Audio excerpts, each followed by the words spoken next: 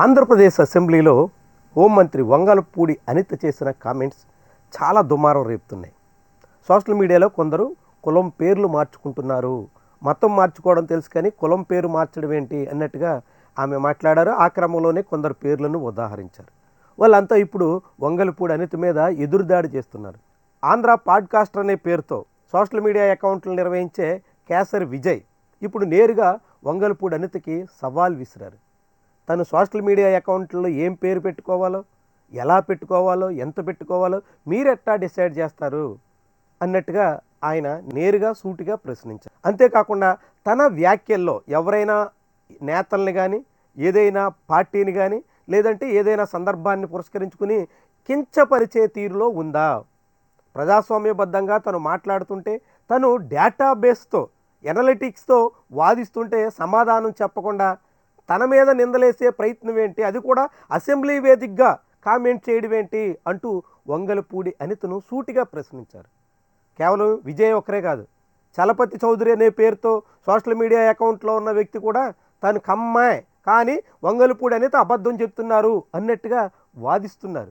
ఎవరు ఏంటి, ఎందుకని ఇట్లాంటి వాదనలు చేస్తున్నారు, కులాలేంటి, మతాలేంటి అన్నది పక్కన పెడితే సోషల్ మీడియా విషయంలో కూటమి ప్రభుత్వం ఎందుకింత కలవర పడుతుంది, ఎందుకింత ఆందోళన చెందాల్సి వస్తుంది? ఎప్పుడైనా ప్రభుత్వం ప్రజానుకూల విధానాలు తీసుకుంటున్నప్పుడు ఆ విధానాల మీద విపక్షం మాట్లాడినా, విపక్షానికి చెందిన సోషల్ మీడియాలో కొంతమంది దుష్ప్రచారం చేసినా ప్రజలు వాటిని స్వీకరించే అవకాశం ఉండదు. ఉదాహరణకి డిఎస్సి నియామక ప్రక్రియను ఈ రాష్ట్ర ప్రభుత్వం నోటిఫికేషన్ ఇవ్వడం దగ్గర నుంచి అపాయింట్మెంట్ ఆర్డర్లు ఇచ్చే ప్రక్రియ వరకు సజావుగా సాగించింది. దాని మీద ఎవరైనా వ్యతిరేక కథనాలు ఇచ్చినా, సోషల్ మీడియాలో అడ్డంగా పోస్టులు చేసినా, ఇంకెవరో బయట విపక్షాలు మాట్లాడినా జనం హర్షించరు. ముఖ్యంగా డిఎస్సి ఆశావాహులు, అభ్యర్థులు వాటిని స్వీకరించరు. అలాంటప్పుడు ప్రభుత్వానికి వచ్చే నష్టం లేదు. కానీ మరి ప్రభుత్వం చేస్తున్నటువంటి కార్యకలాపాల్లో ఉన్న వైఫల్యాలని ఎండగడితే ప్రజలు ఖచ్చితంగా ఆస్వాదిస్తారు, ప్రజలు వాటిని ఆహ్వానిస్తారు. ప్రభుత్వ వైఫల్యాలని ఎండగట్టడాన్ని ఎవరైనా అభినందించాల్సి ఉంటుంది. ఆఖరికి ప్రభుత్వం కూడా తమ విధానాల వైఫల్యాన్ని ఎప్పటికప్పుడు ఎవరో ఒకరు హెచ్చరిస్తూ ఉంటేనే తమకు శ్రేయస్కరం అని భావించాలి.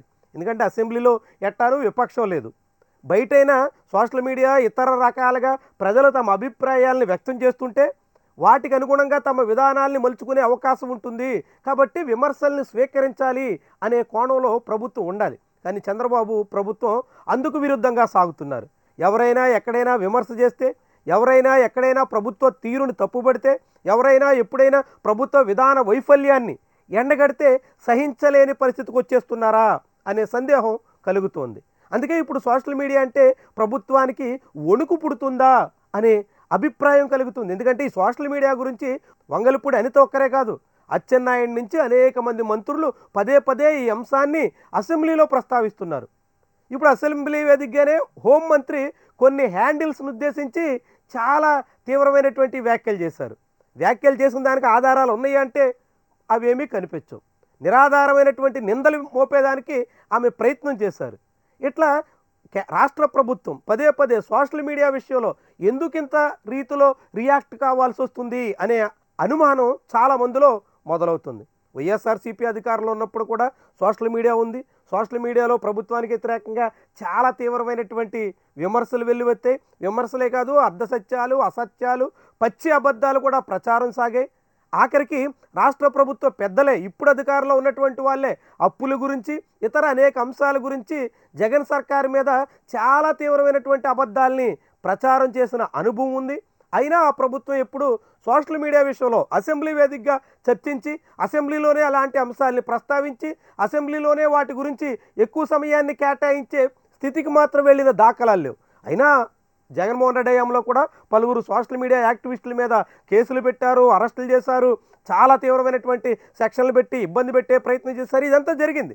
కానీ అసెంబ్లీ వేదికగా అదొక పెద్ద సమస్య అన్నట్టు, రాష్ట్ర ప్రభుత్వానికి అంతకు మించిన మరొక అంశమే లేదన్నట్టుగా మాట్లాడడం, సోషల్ మీడియాలో కొన్ని హ్యాండిల్స్ను ఉద్దేశించి ప్రత్యేకంగా చర్చలు పెట్టడం, హోంమంత్రి నేరుగా ఈ అంశంలో జోక్యం చేసుకుని సోషల్ మీడియా అకౌంట్స్ చుట్టూ పెద్ద స్థాయిలో ప్రసంగాలు చేయడం, ఇలాంటి ఆనవాళ్ళు గతంలో ఎన్నడూ లేవు. కానీ ఈ ప్రభుత్వం మాత్రం సోషల్ మీడియా పోస్టులకి కలవరపడుతుందా, సోషల్ మీడియాలో సాగుతున్నటువంటి ప్రచారంతో ఆందోళన చెందుతుందా, తమ విధానాల వైఫల్యాలు జనాల్లోకి వెళ్తాయని కలవరపడుతోందా, కంగారు పడుతోందా అనే అనుమానం అందరిలోనూ కలుగుతుంది. మరి ఈ ప్రభుత్వం ఎందుకు ఇట్టా చేస్తుంది?